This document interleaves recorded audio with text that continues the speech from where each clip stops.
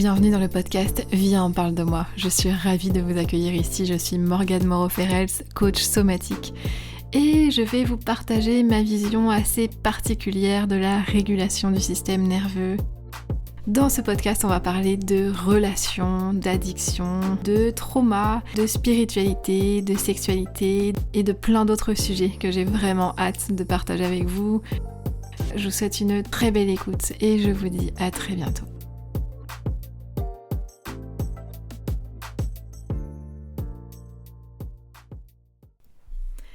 Hello à tous, j'espère que ça va bien. Écoutez, je vous enregistre ce podcast, c'est très particulier pour moi parce que je suis en train de changer totalement de rythme de ma vie quotidienne en ce moment. Il est 7h30 du matin, c'est une révolution. Moi qui ne mets jamais de réveil, je suis en train d'expérimenter cette semaine le fait de me lever en même temps que le soleil et d'aller voir le lever du soleil, donc à 6h20, en tout cas chez moi c'est à 6h20 qu'il se lève. C'est très bizarre, je reviendrai avec vous sur cette expérience-là, ça ne fait que 3 jours que je l'ai commencé. C'est un monde qui s'ouvre à moi, le monde des gens qui se lèvent tôt. Et donc il est 7h30 et en fait j'avais eu l'inspiration de vous enregistrer ce podcast. Je sais pas encore si je vais le poster, mais en tout cas c'est un sujet qui est brûlant en ce moment, le sujet des mères narcissiques. J'en ai parlé un peu en story cette semaine et dans mon sondage, c'est le sujet qui a fait énormément parler. Vous êtes nombreux à m'avoir contacté, m'avoir écrit vos histoires et oui, c'est un sujet qui me concerne aussi. Donc là encore, je tiens à attirer votre attention sur le fait que c'est essentiel pour moi que vous écoutiez mes épisodes en faisant appel à votre discernement. Ce que je dis n'est pas la vérité suprématique. Ce qui est important à prendre, c'est ce qui vous parle à vous, c'est ce qui résonne pour vous, et vous avez tout à fait le droit de ne pas être d'accord avec moi. Je dirais que c'est plutôt sain, par ailleurs, de venir utiliser votre discernement ici. Ce que j'ai envie de vous dire, c'est que y a une phrase que je répète assez souvent, que ce soit en séance ou dans la vie, c'est que la plus grande violence, c'est celle qu'on ne voit pas. C'est sans doute pour ça que les mécanismes de l'emprise sont autant destructeurs, c'est parce que sur le coup, on ne s'en rend pas compte. Et parfois on peut passer des vies entières à ne pas s'en rendre compte en fait. Et quand on a grandi dans une ambiance comme ça, très souvent, ouvrir les yeux là-dessus, ça peut faire beaucoup de dégâts en fait, parce que le cerveau ne peut pas comprendre. Ça paraît tellement absurde en fait, c'est-à-dire que il y a un moment, le cerveau, il y a quelque chose qu'il ne peut pas comprendre, c'est comment quelqu'un qui nous aime peut nous faire du mal en fait. Et ça, surtout dans les schémas de famille incestuelle, comment c'est possible? En fait, c'est là que le cerveau bug, c'est comment c'est possible que quelqu'un, donc que ce soit un adulte qui est censé prendre soin de moi, ou quelqu'un de ma famille qui est censé m'aimer en fait, ne prend pas soin de moi, mais encore pire que ça, me fait du mal. Ça, c'est quelque chose que le cerveau ne peut pas comprendre en fait, donc ça crée le summum de la confusion, c'est ça. C'est comment c'est possible. Ça, c'est une phrase qui est beaucoup revenue la semaine dernière, j'ai eu des séances auprès de vous, qui ont été assez challengeantes parce que il y a eu beaucoup d'histoires. En fait, ce qui se passe dans les accompagnements privés, dont j'ai vraiment la chance et la joie de faire en ce moment, c'est donc la suite, il y a 6 séances, et ce qui se passe, c'est qu'au bout d'un moment, il y a des traumas qui sortent en fait, il y a des histoires qui ont besoin d'être racontées, il y a des séances où on fait pas forcément de somatique, mais on va passer plus de temps à parler de ce qui s'est passé. Et ça, c'est important d'avoir cet espace-là pour que vous ne soyez pas seul en fait à porter ça. Et souvent, en tout cas souvent, là en l'occurrence, j'ai vraiment été face à des histoires extrêmement difficiles et très très très incompréhensibles. En fait, il n'y a pas de mots pour décrire l'indicible parfois. Et la violence en fait, est vraiment cette question qui tourne en boucle de mais comment c'est possible ? Comment c'est possible? Alors là, je suis dans l'extrême, bien sûr, mais bien sûr, il y a des mères aussi qui passent à l'acte, il ne faut pas négliger ça. Il y a des mères, beaucoup plus qu'on croit, malheureusement, qui passent à l'acte sur des enfants, sur des garçons, sur des hommes aujourd'hui. Il y en a beaucoup qui ont été abusés par leur mère. Et ça, c'est un sujet que le cerveau ne peut pas comprendre en fait. C'est comment c'est possible. C'est la phrase en fait qui fait que à l'intérieur du cerveau ça disjoncte et qui parfois peut amener en fait à la folie. C'est quelque chose qui peut faire peur. Et j'avais lu un livre dont je vous avais aussi parlé l'année dernière de Marc Rioul. Oh, je sais plus comment il s'appelle, c'est un acteur français qui avait justement écrit un livre sur son addiction. Lui était vraiment très très très addict à tout ce qui va être drogue dure et tout ça. Et il avait écrit un livre à ce sujet-là. Ça avait été très compliqué pour moi de le lire, franchement, je vous le recommande pas. Parce que en fait, dans ce livre-là, il raconte comment il essaie de se sortir de ses addictions. En fait, il avait tout essayé, hein, les alcooliques anonymes, il avait même essayé d'un point de vue spirituel, l'ayahuasca et tout ça. Je pense que ça n'avait pas forcément aidé parce que en fait il y avait une pathologie à l'intérieur de lui et en fait dans son livre il parle beaucoup de l'emprise de sa famille et du fait que à chaque fois qu'il retournait dans sa famille, il replongeait dans la drogue. Et c'était très difficile à lire parce que c'est un sujet qui est réel en fait. C'est un sujet qui est réel et que j'ai moi-même vécu ces derniers temps. C'est parfois, quand on essaie de se prendre de la distance avec ça et qu'on revient dans des environnements qui ont été néfastes, ça peut nous faire replonger dans des états dépressifs ou ça peut nous faire replonger dans des addictions. Donc ça, en fait, c'est important de se reconnecter à son corps dans ces moments-là pour comprendre en fait quelle est la juste distance pour moi. Qu'est-ce qui me fait du bien et de faire passer le corps avant tout le reste. Voilà, et ce que j'avais envie de vous dire, c'est que le sujet des mères qui passent à l'acte, des mères qui abusent, c'est d'autant plus incompréhensible dans une société comme la nôtre où la mère est sacralisée, la synchro-sainte divine mère, qui est là, qui est très reliée, j'ai envie de dire, au schéma judéo-chrétien, mais en fait non, il y a tellement de religions qui sacralisent la mère, dans l'islam c'est pareil, c'est la mère, cette sainte qu'on est censé respecter, aimer de tout notre cœur, c'est la mère sacrificielle, alors que c'est pas du tout le cas en fait. Et d'ailleurs, j'avais lu une histoire à propos de ça dans une église dans le nord de la France. Quand vous avez les statues de la Vierge Marie dans les églises qui portent dans ses bras Jésus bébé, j'avais lu quelque chose de magnifique à ce sujet-là qui disait, alors j'ai jamais retrouvé la citation ou ce passage-là, mais qui disait et si ce n'était pas Marie qui portait Jésus, mais Jésus qui portait Marie. Et je trouve ça intéressant de regarder ça de cet angle de vue-là, en fait. Que les deux se complètent, que les deux se portent, en fait.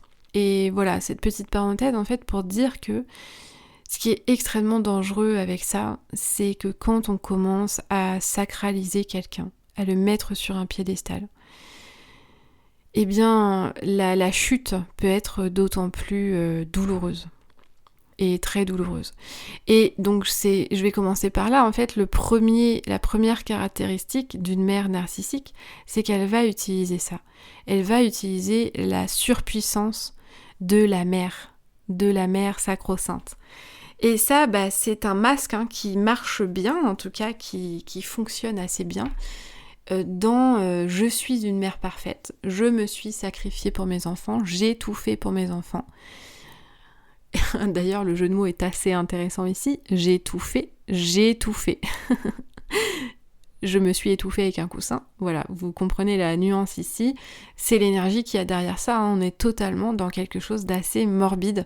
C'est-à-dire que je vous invite vraiment à écouter les discours qui vont dans ce sens-là, que ce soit dans les vidéos qui tournent sur TikTok ou les mères qui ont ce genre de discours j'ai tout fait pour mes enfants, je me suis sacrifiée pour eux, une mère ça aime ses enfants jusqu'au bout, une mère ça ne vit que pour ses enfants, c'est le but de sa vie, une mère ça prie pour ses enfants, une mère c'est la chose la plus précieuse qu'on peut avoir au monde. Ok, donc là, c'est vraiment en fait un tourbillon, hein. C'est l'œil du cyclone se situe ici, parce que quand on est pris dans ces énergies-là, eh bien à quel moment on peut regarder les défauts de cette mère-là en fait? À quel moment on peut s'autoriser à voir du négatif chez elle? Et ça, c'est waouh quand on commence à se poser cette question-là.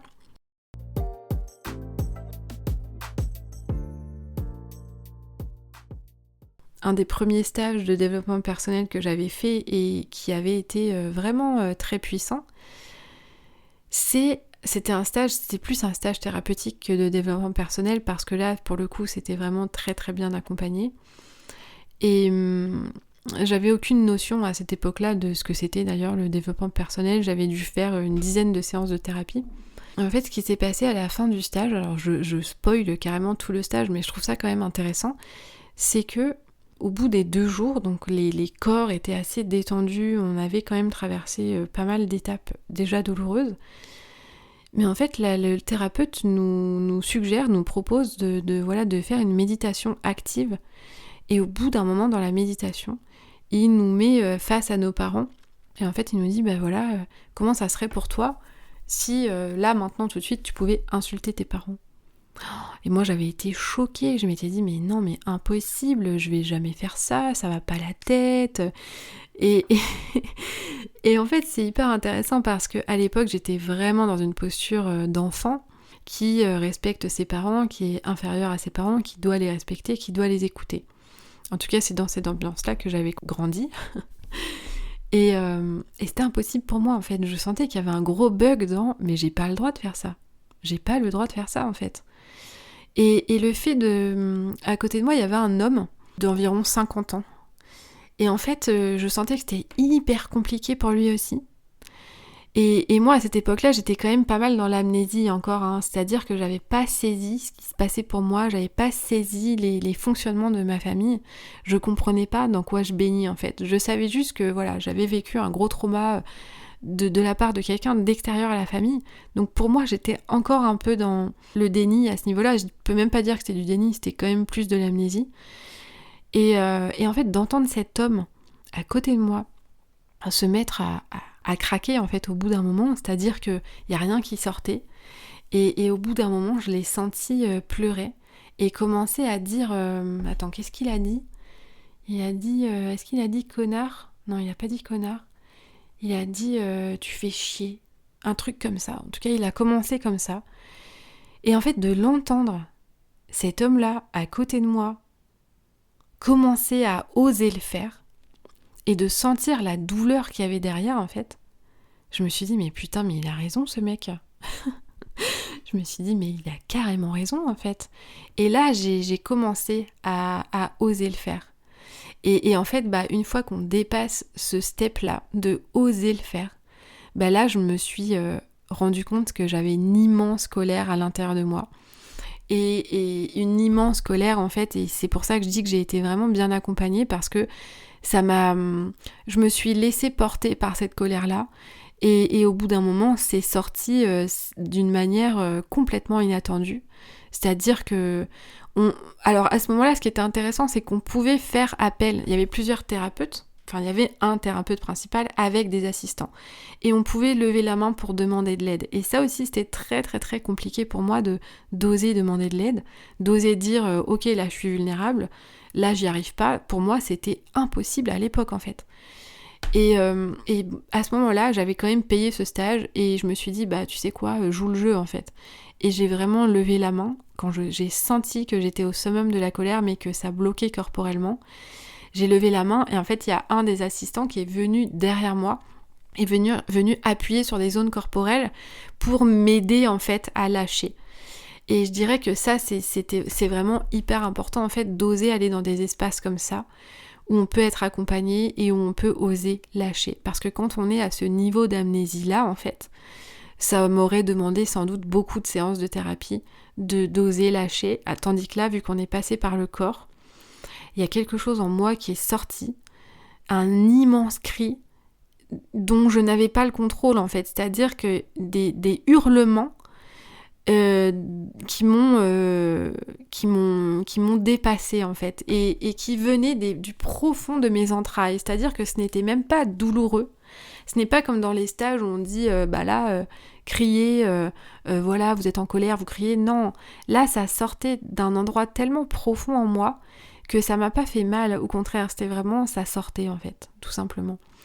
Et s'en est suivi de la violence. Hein. Là, la thérapeute m'a dit tu peux taper dans un coussin si tu as envie. Et en fait, pour la première fois de ma vie, j'ai été confrontée à un niveau de violence qu'il y avait à l'intérieur de moi qui a été assez incroyable à vivre et qui m'a aidée à transcender quelque chose, c'est-à-dire ma première prise de conscience. J'ai le droit d'être en colère contre mes parents. J'ai le droit d'être en colère contre mes parents, et en fait c'est plutôt sain parce que dans n'importe quelle relation, que ce soit d'amitié ou d'amour, si on ne s'autorise pas à être en colère contre l'autre ou à imaginer que oui, on peut avoir des élans de violence en fait envers la personne avec qui on est en relation, si on ne s'autorise pas ça, ça veut dire qu'en fait on est dans une dynamique de soumission. Et dans une dynamique de soumission, eh bien on est dans une dynamique de pouvoir où l'autre a potentiellement le pouvoir sur nous. Donc à chaque fois que vous êtes en relation, ou si vous commencez une relation même d'amour, je dirais que c'est les plus importantes en fait, ça passe avant nos parents au bout d'un moment, c'est nos relations d'amour qui deviennent notre famille, notre sphère de construction, et qui passent avant tout le reste, bien entendu après notre corps, c'est le corps qui passe avant tout le reste, c'est vous-même, mais la relation que vous êtes en train de construire, c'est quand même quelque chose que vous vivez au quotidien, et si vous ne vous autorisez pas à être en colère et à vous visualiser être en colère dans cette relation-là, on n'est pas dans une forme d'amour équitable. Je vais faire plusieurs pauses dans cet épisode parce que c'est des sujets qui sont quand même très très très déclencheurs, donc je vais prendre juste 1 minute pour respirer ici, mettre une petite musique, et je vous invite vous aussi à respirer de votre côté.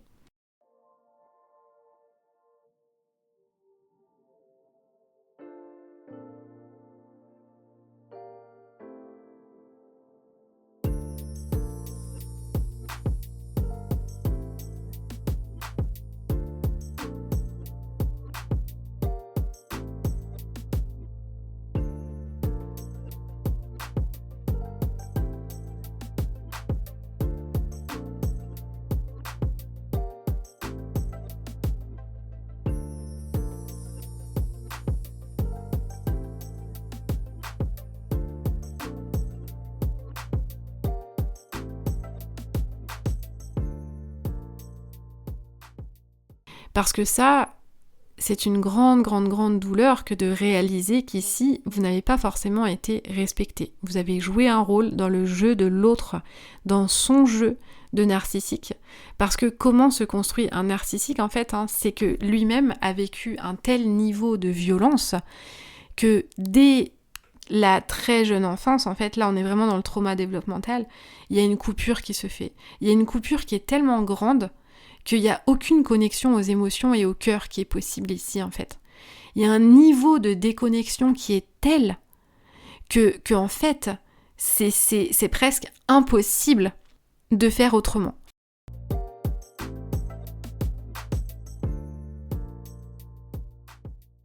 Ce qui va se passer, c'est que le niveau de violence est tel que, en fait, son ego, c'est sa survie. Et il n'y a pas d'autre solution que de construire un personnage parfait. Et le personnage parfait qui s'est construit dès l'enfance, il grandit et il grossit. Et c'est le sujet principal de son histoire. C'est pour ça en fait que le parent narcissique va toujours dire que c'est l'enfant le problème. Parce que le sujet principal de son histoire, ça peut pas être l'enfant, c'est lui-même. Donc si, quand il va voir le psy ne comprend pas sa douleur à lui, ça ne marche pas. Il y a plein de personnes narcissiques qui vont voir des psys en fait, mais dans l'idée que le psy est censé le comprendre lui. Moi j'ai déjà eu des personnes qui sont venues me voir, et en fait ça ne fonctionne pas parce que déjà je fais un travail corporel, mais en plus je n'adhère pas au discours qui est « comprends-moi, je suis victime de ma vie ». Je n'adhère pas à ça. Là, ce dont je vous parlais au début de l'épisode, quand je dis parfois, il y a des séances où on passe du temps à parler parce qu'on a besoin de parler du trauma, Là, on est dans quelque chose de très profond qui a besoin d'être vu en fait. Là, la personne a besoin de comprendre qu'elle a été victime de quelque chose. Ça, c'est important, ça fait partie du travail thérapeutique. Mais la personne narcissique va arriver dès le départ en brandissant en fait c'est son histoire. Je suis victime de ma vie, c'est les autres le problème. Et quand une personne en fait que je ne connais pas arrive en séance en me disant c'est les autres le problème et que moi je pose des questions qui piquent, qui font mal en fait parce que j'essaie de ramener la personne à quelque chose de l'ordre de la maturité émotionnelle, donc dans son centre, dans son corps, et que je lui dis ok, regardons ça dans ton corps. Pourquoi ça marche pas ? Parce qu'une personne narcissique ne veut pas changer de point de vue, ne peut pas changer de point de vue, ne peut pas changer de vision, et donc d'aller dans son corps, ça veut dire que potentiellement c'est dangereux pour elle parce que ça lui ferait changer de vision. Et ça, c'est impossible. Alors bien sûr, il y a des exceptions, mais c'est quasiment impossible pour une personne narcissique de venir dans le corps, parce que ça voudrait dire qu'elle vient voir ses émotions et elle vient voir la réelle violence qu'elle a subie. Et ça, c'est pas possible parce qu'elle est elle-même dans une idéalisation d'un de ses propres parents en général. Et donc si elle vient voir ça, ça voudrait dire qu'elle vient voir la violence dans laquelle elle a grandi, et ça pour elle c'est impossible. Une personne narcissique peut très bien avoir ce discours de « j'ai grandi dans la violence, mes parents ont été violents ». En fait, il y a un niveau de conscience, d'intelligence, c'est pas de la conscience, c'est de l'intelligence manipulatoire qui a compris en fait qui a très bien compris dans quoi elle a grandi, dans quoi ça vient, de quoi ça vient, mais qui continuera de dire c'est les autres le problème.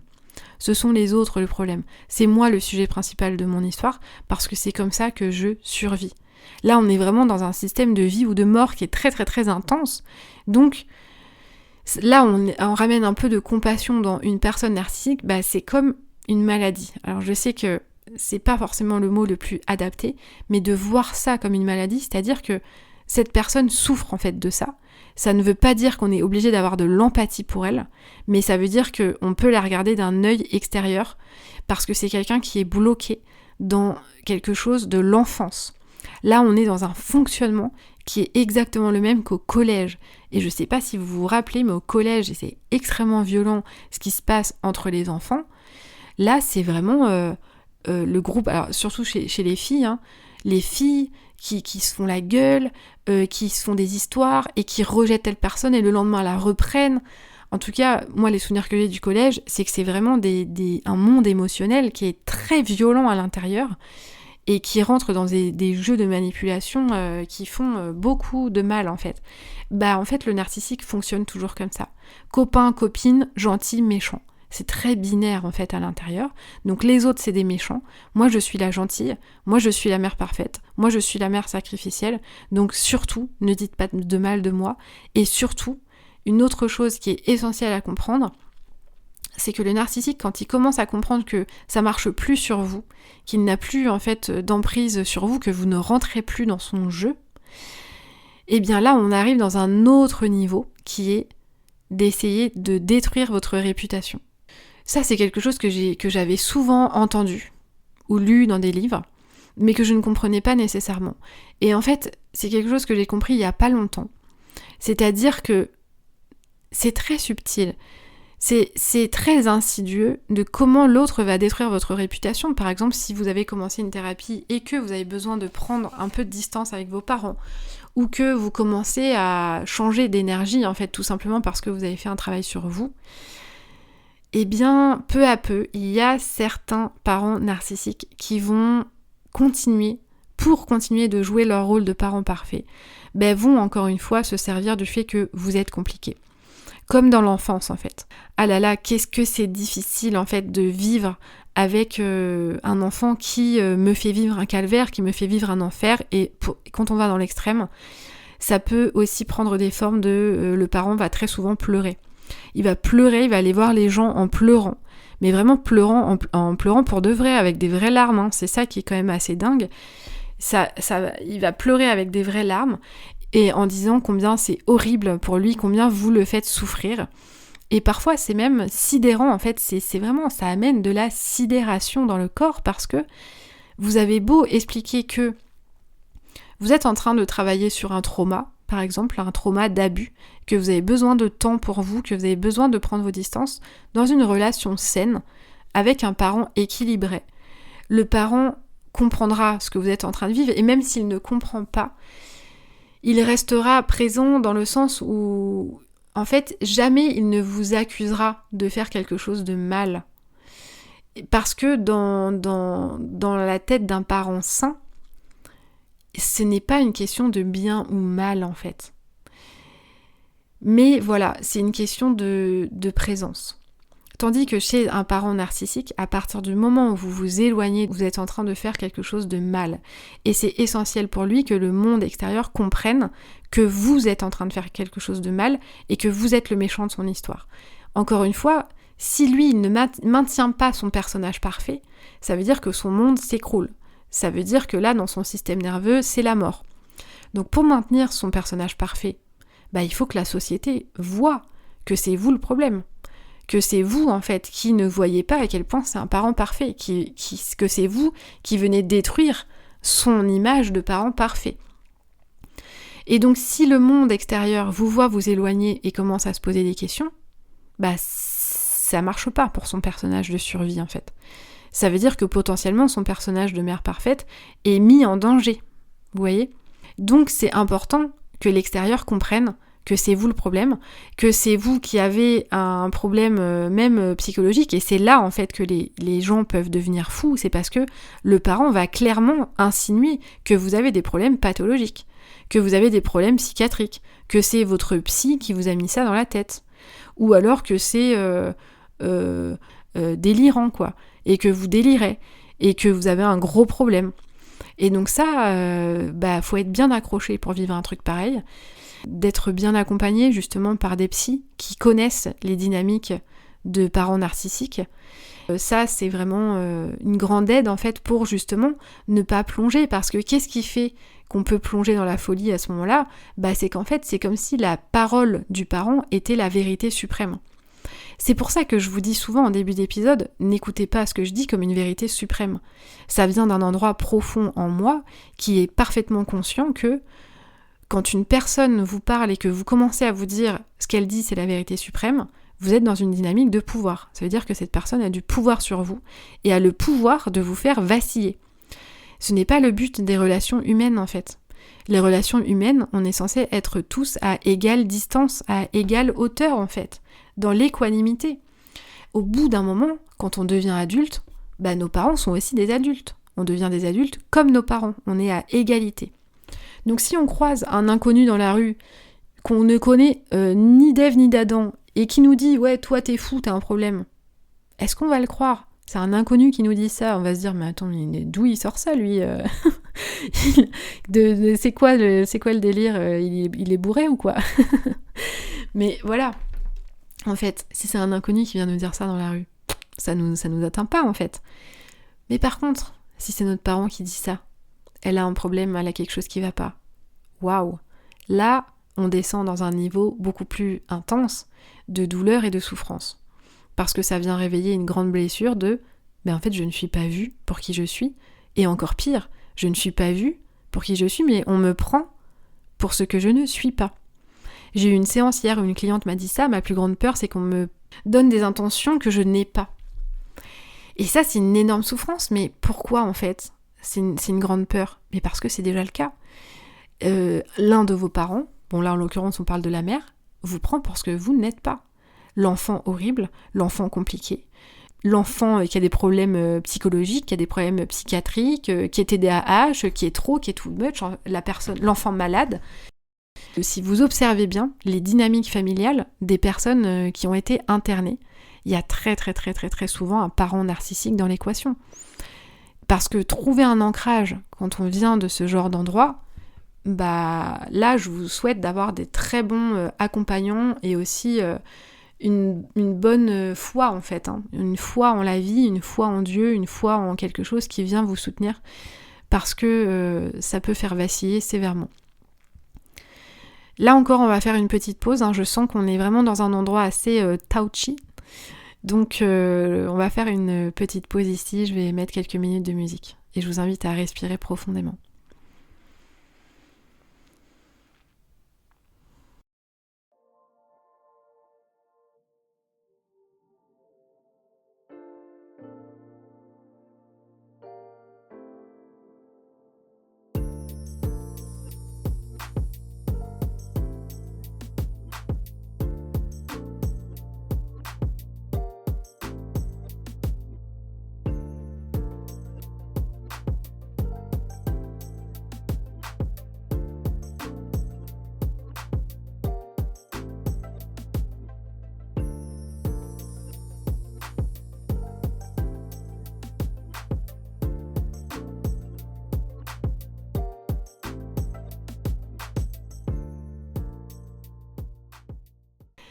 La dernière chose dont j'ai envie de vous parler par rapport à ça, c'est que c'est très important de comprendre en fait que la personne narcissique, si on vient toucher à son ego, je le répète encore une fois, mais on est vraiment dans des notions de vie et de mort chez elle. Quand une personne se sent menacée, elle devient dangereuse. Pour elle, en fait, les sujets, les personnes autour d'elle, donc de son entourage, vont être considérées comme des objets. Ça va être des objets soit inutiles, donc c'est des gens autour d'elle qui ne sont pas réceptifs à son aura de mère parfaite, pour rester dans l'archétype de la mère parfaite. Si elle rencontre des gens qui ne sont pas réceptifs à ça, c'est des objets inutiles, voilà. Ou c'est même des objets qu'elle va potentiellement critiquer ou dire j'aime pas telle personne, mais tout simplement parce que cette personne-là en fait ne rentre pas dans son jeu-là. Soit ça va être des objets utiles. Les objets utiles, c'est des personnes qui sont réceptives à son énergie de mère parfaite. Donc par exemple, vous pouvez le voir dans les groupes d'amis. Si vous avez un ami qui a une mère parfaite, vous allez pouvoir regarder dans ce groupe d'amis-là qui est réceptive à cette mère parfaite-là, qui va dire « Oh là là, t'as de la chance, ta mère est tellement parfaite, j'adore ta mère, elle est géniale. » Ça, c'est des objets utiles pour elle. Ça, c'est des gens qui sont réceptifs à cette énergie-là parce qu'ils se sont fait aspirer, en fait, soit parce qu'ils ont eux-mêmes des mères violentes physiquement, mais dans ce cas-là, c'est la même polarité. Tout simplement, ils ne voient pas la violence. La violence, la pire violence, c'est celle qu'on ne voit pas.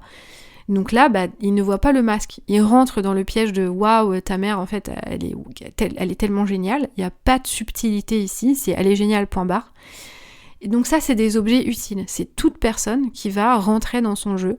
Donc la consoler quand elle va pleurer en disant que ses enfants sont horribles avec elle. C'est des objets qui vont être réceptive à son énergie. Et puis, il y a les objets dangereux. Dans la troisième catégorie, les objets dangereux. C'est les objets qui ont compris son jeu. C'est les personnes qui ont très bien compris son jeu et qui peuvent la dénoncer, qui peuvent venir voir les subtilités, qui peuvent venir dire à son enfant « Attention, ta mère n'est pas si parfaite que ça. Attention, ce que fait ta mère, c'est pas normal. » Ah tiens, ta mère elle a fait ça, parce que les mères narcissiques n'ont quand même pas de limite. Donc là, on peut très facilement dévier dans la zone incestuelle. Petite parenthèse. Mais c'est des gens qui vont potentiellement tirer un système d'alarme. Donc ça, pour elles, ça devient des objets dangereux. Et donc la priorité, ça va être de venir détruire les objets dangereux. Donc là, on rentre dans la manipulation pure et dure de qui a raison. Ça va être mais ton psy, ce qu'il dit, c'est totalement faux, j'ai fait des recherches sur internet, en plus il a déjà reçu des critiques. Ça va être de venir détruire la crédibilité de la personne qui a tiré une sonnette d'alarme en fait. Mais tes amis, ton ami qui a dit ça, de toute façon l'environnement dans lequel elle a grandi c'est n'importe quoi, sa mère elle fume, elle boit, elle est alcoolique, tu devrais pas écouter quelqu'un comme ça. Voilà, ça va être de descendre en fait tout ce qui est potentiellement dangereux pour elle. La méditation c'est dangereux, le yoga c'est n'importe quoi, c'est un truc de perché, tout est vu comme très dangereux en fait, on est vraiment dans un système de peur pour faire en sorte de maintenir la peur en vous en fait. Pour faire en sorte que vous continuez d'être sa marionnette et d'être complètement à sa merci. Et que personne ni rien n'ait d'autre un pouvoir sur vous en fait. Même la spiritualité, même prier, ça peut être dangereux. C'est-à-dire que elle, sa vision de la spiritualité, ça va être « moi je suis une mère parfaite, je prie pour mes enfants ». Mais par contre, de voir que son enfant s'ouvre à quelque chose de plus grand, un amour inconditionnel autre que le sien, ça peut potentiellement être dangereux pour elle aussi, par exemple. Donc ça va être de venir décrédibiliser tout ça. Là, ça crée énormément de confusion, en fait. On est à l'endroit de la confusion. Le cerveau commence à bugger. Il peut y avoir des moments de dissociation. Parce qu'en fait, on ne sait plus qui écouter, qui croire, à qui porter de l'intention. Et on est complètement perdu, et généralement ça peut aussi très vite amener une attirance vers des leaders charismatiques ou dans des relations d'amour extrêmement toxiques et très violentes. Tout simplement parce qu'on ne voit pas en fait, on ne voit pas la violence. On ne voit pas ce qui est à l'œuvre derrière le rideau. Et donc ça peut durer plusieurs années qu'on reproduise cette relation-là avec des personnes qui vivent exactement dans le même système. Et enfin, ce que j'ai aussi envie de vous dire, c'est que quand on grandit dans ce genre de système-là, on a, nous aussi, des traits narcissiques. Ça ne veut pas forcément dire qu'on est narcissique, mais on a des comportements narcissiques, des façons de faire qui peuvent être narcissiques. Et ça, c'est très intéressant, j'en reparlerai prochainement. On peut avoir des comportements narcissiques, mais la question qui est intéressante ici, c'est qu'on va se dire « Mais est-ce que c'est pas moi le pervers narcissique ?» Et là, je tiens vraiment à attirer votre attention parce que quand on se pose cette question-là, on est déjà dans un endroit vulnérable parce que le vrai pervers narcissique ne se pose pas cette question-là, lui. Il ne se pose pas cette question-là. Il ne se demande pas s'il est narcissique, il ne se remet pas en question. Donc si à un moment donné, vous vous demandez si vous n'êtes pas pervers narcissique, et d'ailleurs ça peut arriver en couple, en tout cas ça m'est déjà arrivé aussi qu'on me dise ça, c'est toi la pervers narcissique, et à l'époque, je m'étais vraiment interrogée si ce n'était pas le cas. Et aujourd'hui, ce que je peux dire, c'est que peut-être que c'était le cas, mais en tout cas un vrai pervers narcissique ne se pose pas réellement cette question-là, ne se remet pas en question. Et ça aussi, ça peut amener énormément de confusion, parce qu'avec tous les outils du développement personnel qu'on a aujourd'hui, et toutes les vidéos à ce sujet-là, le pervers narcissique l'utilise aussi pour lui. J'ai eu une autre cliente qui m'a fait cette excellente réflexion la dernière fois et qui m'a dit « Mais moi, j'ai envie de me lancer sur les réseaux, mais qu'est-ce qui se passe si les personnes toxiques utilisent ce que je dis, utilisent les outils dont je parle et les phrases dont je parle pour eux, en fait ?» Et ça, oui, c'est une réalité qui est présente, c'est une réalité qui est vécue aussi de manière consciente ou inconsciente par la plupart des personnes narcissiques qui vont réutiliser des discours de développement personnel pour encore plus se créer une aura de personnes qui travaillent sur elles, de personnes toujours dans la perfection de mère parfaite, qui travaille sur elles, qui va en thérapie, qui lit des bouquins de développement personnel, qui a une bibliothèque entière remplie de livres de développement personnel et de spiritualité, et qui va ressortir mot pour mot des phrases qu'elle lit dans les livres, hein. Ça c'est vraiment... Mais en fait, il n'y a rien derrière, il n'y a pas de fond, il n'y a pas de cœur, il n'y a pas de présence, et il n'y a pas de conscience. Tout ça, ce n'est que du blabla, en fait, pour continuer à jouer ce rôle-là, ce rôle de mère parfaite.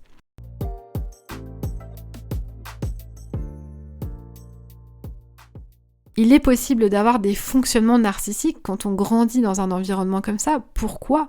Parce qu'on est tellement en fusion avec cette mère parfaite, parce qu'on croit à son jeu de mère parfaite, en fait, au bout d'un moment. On y croit, on a oublié la violence, on a oublié les fois où petit, elle nous a tabassés, etc. Et en fait, on a fini nous-mêmes par croire à son rôle de mère parfaite. Et donc, quand on vit dans des relations amoureuses avec cette idéologie-là, en fait, on continue de vivre dans une violence qu'on ne voit pas. Mais aussi parce qu'on a des comportements narcissiques qui vont être simplement la pensée binaire gentil-méchant, critiquer, être dans une forme de violence dont on ne se rend pas compte, et avoir des pensées de violence envers soi-même, et exiger de l'autre qu'il nourrisse nos besoins, exiger de l'autre qu'il nous respecte et qu'il soit la perfection incarnée, en fait, parce qu'on a tellement l'habitude d'avoir grandi avec une mère parfaite dans notre inconscient, qu'on va exiger de l'autre qu'il soit tout autant parfait, et donc il n'a pas le droit d'être faible, en fait. Ça, c'est un des traits narcissiques qui est assez intéressant. L'autre n'a pas le droit d'être faible. Bon, ça c'est une chose, je referai sans doute un épisode entier à ce sujet-là, parce que là, l'épisode est quand même déjà assez long, mais on peut avoir des traits narcissiques, et l'idée c'est que quand on travaille sur soi, on arrive à regarder ça avec amour, avec bienveillance, avec respect de soi, et avec pardon de soi surtout. Et le travail du pardon de soi est un véritable tremplin vers quelque chose de magnifique, et d'ailleurs je suis très contente de finir là-dessus, parce que l'amour et le pardon de soi sont sans doute exactement ce pourquoi je fais ce que je fais aujourd'hui, et qui est d'une grande beauté, en fait, parce que l'amour et le pardon de soi, une fois qu'on arrive à l'intégrer corporellement à l'intérieur de soi, là on est dans un ancrage qui nous permet de remettre chacun dans sa pleine responsabilité, de voir la violence telle qu'elle est, de regarder la souffrance quand elle est là, d'oser traverser ses émotions et de regarder en face une réalité qu'on a bien trop souvent mis derrière le rideau auparavant. Et quand on est dans cet espace-là, on est dans un réel détachement avec la personne narcissique. On n'est plus dans la fusion avec elle, mais on est dans un détachement et dans une sorte d'acceptation de « Ah, je vois ce qui a été vécu, je vois ce qui est à l'œuvre aujourd'hui. » Et je ne peux tout simplement plus en faire partie de cette équation-là, parce qu'une fois qu'on remet de l'amour et du respect à l'intérieur de soi, on ne peut tout simplement plus adhérer à ce genre de discours-là. Et là, on arrive dans un espace, en fait, où on comprend que la personne qui est narcissique en souffre elle-même, en fait. Et c'est la première à en souffrir, et qui a un niveau de souffrance interne qui est totalement indépendant de nous, en fait. Et quand on voit ça, eh bien là, on rentre dans un espace où ça ne nous intéresse tellement plus de jouer à ce jeu-là, que on regarde ça de loin, en fait. Et c'est pas... Là, il n'est pas question de pardon de l'autre ou quoi. Mais quand je parle de pardon de soi, c'est vraiment pardon de soi, hein, c'est pas pardon de l'autre. Mais un regard sur l'autre qui permet de comprendre que la seule porte de sortie ici, eh bien, c'est de revenir dans un espace où on s'autorise soi-même à manipuler. Et si vous avez écouté cet épisode jusque-là, ça peut vous sembler très bizarre ce que je suis en train de dire, mais en fait, la seule solution face à des personnes de cette envergure-là, j'ai envie de dire, dans ces dynamiques-là, c'est de manipuler soi-même, en fait. C'est de manipuler soi-même ou de ne pas dire la vérité, c'est-à-dire que je ne suis plus dans celle qui a besoin d'être comprise par son parent, parce que je sais que ce parent-là ne pourra jamais me comprendre, mais par contre dans une forme de manipulation qui, à chaque fois que je vois ces tentatives de manipuler ou de me culpabiliser ou de revenir dans une forme de violence, eh bien de rentrer dans cette manipulation douce qui est de lui faire croire en fait que ça n'a rien à voir avec elle, que ce n'est pas elle le problème. Et parfois même utiliser un peu de l'humour en lui disant oui, je comprends ce que tu es en train de faire, mais voilà, ça marche plus sur moi aujourd'hui. Mais en fait, en restant dans une forme de je ne peux pas déclencher son système nerveux, parce que plus je vais déclencher son système nerveux, plus elle va être en mode survie, plus elle va attaquer. Et aujourd'hui, je ne veux plus d'attaque en fait. Et pour ne plus avoir d'attaque et maintenir mon niveau de paix à l'intérieur, l'idée c'est de maintenir son niveau de paix à elle. Alors, c'est très challengeant ce que je suis en train d'expliquer pour des personnes qui sont au cœur du truc en fait, qui sont vraiment au début de la prise de conscience. C'est essentiel de ne pas aller dans cet endroit maintenant. C'est essentiel de prendre soin de vous, d'être accompagné par des psychologues. Là, je suis au-delà de la psychologie, je suis dans un point de vue qui peut en fait vous faire voir que le seul moyen d'être en paix quand on a vécu dans un système comme ça, c'est de laisser l'autre dans sa paix à lui en fait. Là, je suis dans un niveau de détachement qui est tel en fait que ça ne m'intéresse plus d'échanger énergétiquement. Et donc, pour maintenir cette paix-là, ce détachement-là, là, je suis même pas dans une forme de contrôle.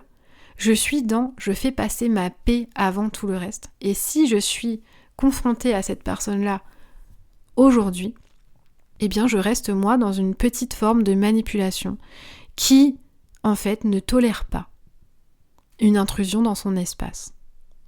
Et qui lui fait croire que tout va bien et qu'il n'y a pas de problème pour avoir la paix.